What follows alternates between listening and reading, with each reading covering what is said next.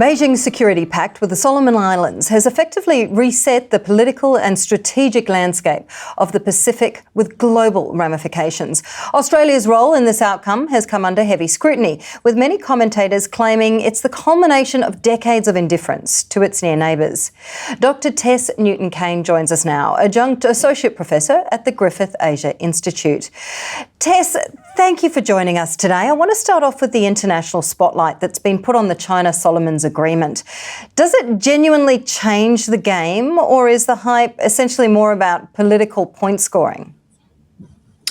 Thank you for inviting me to join you. I think it's a significant moment. I think it is an important juncture that we find ourselves at. China has a number of agreements and arrangements with several Pacific Island countries. Some of them are very long-standing and some of them are more recent.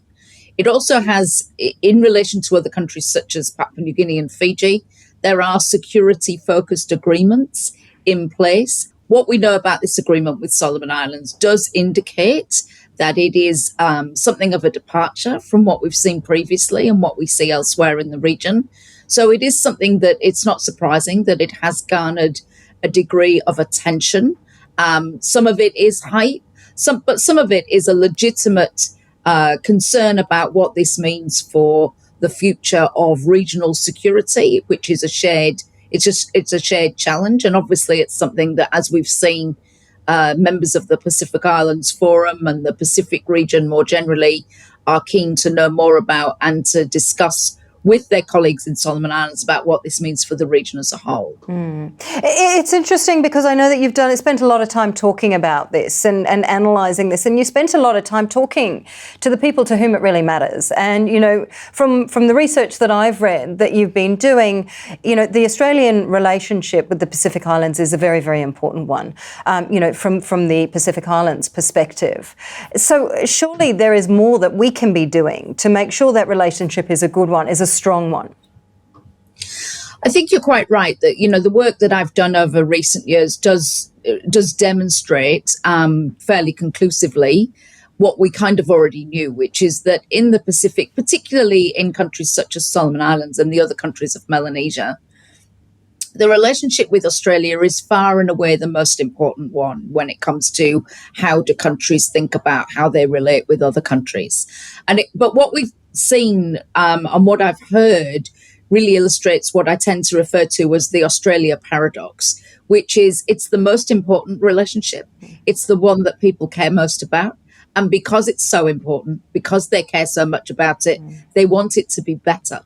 And a lot of what this comes down to is not so much the quantum. So it's not about wanting more money or more projects or more inputs. It's often much more around the quality of that engagement. So what are the foundational basis of this relationship? Is there sufficient respect? Is there sufficient time invested in listening to what Pacific Islanders say about themselves and say is important to them?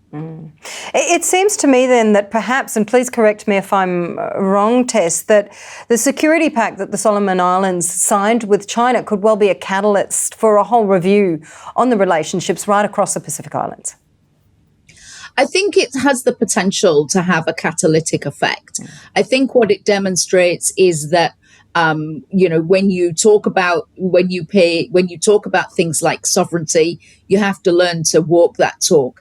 And part of that means accepting that Pacific Island countries will make sovereign decisions, some of which may be less palatable than others. And what does that mean in terms of the conversation going forward?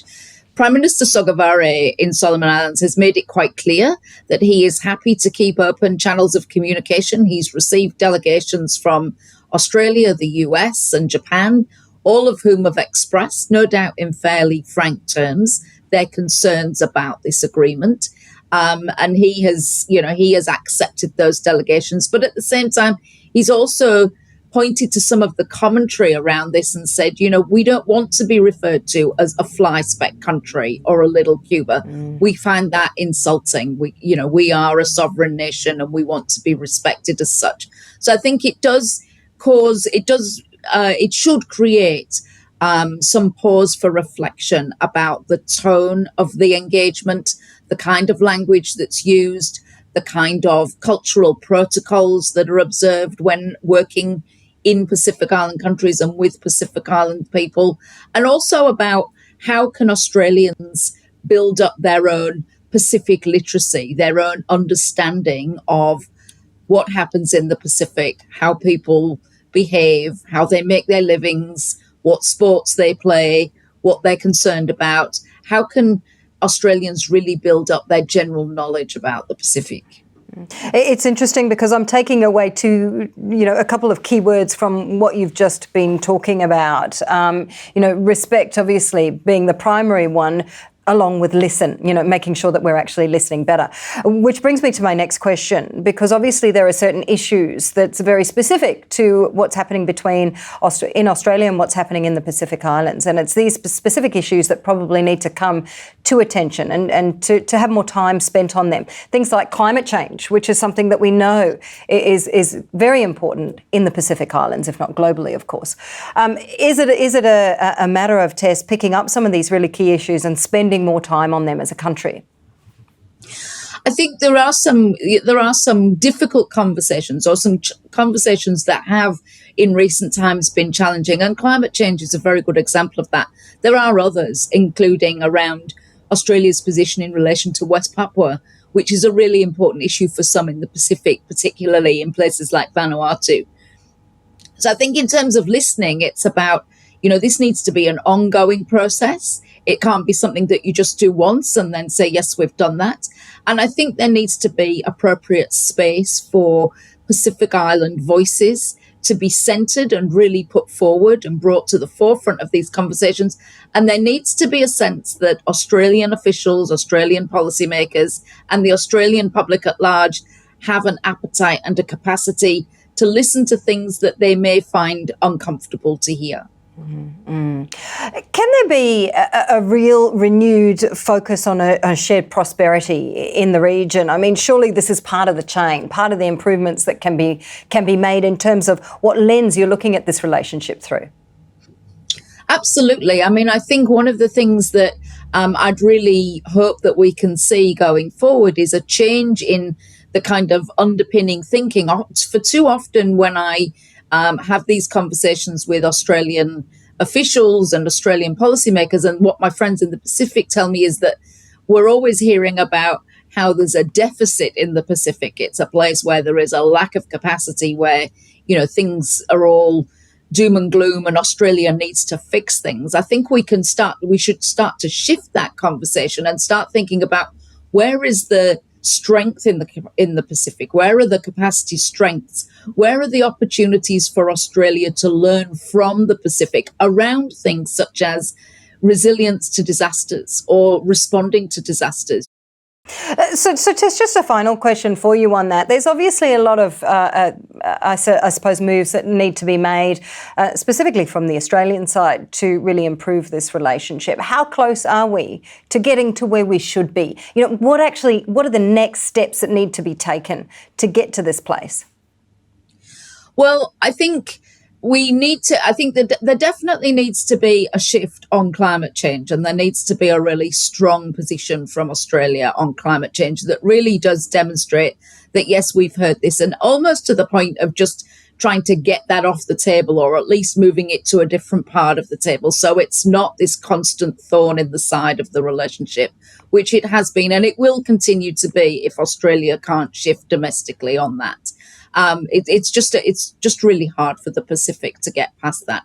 I think the other thing is to really be prepared to demonstrate that Australia is in it for the long haul. There is a degree of somewhat healthy skepticism across the region that the increased attention and the increased energy is largely reactive to what China's doing or considered to be doing or perceived to be doing in the region. And what Pacific Island people want from Australia is a relationship that's built on, our shared historical ties, economic ties, and cultural ties, and that is a long-term prospect. It's not something that's going to fade away in the event that China's position might change. Tess, it's been such a pleasure to have you with us today. Thank you so much for joining us. Thank you. Dr TESS Newton-Cain with us there, Adjunct Associate Professor at the Griffith Asia Institute.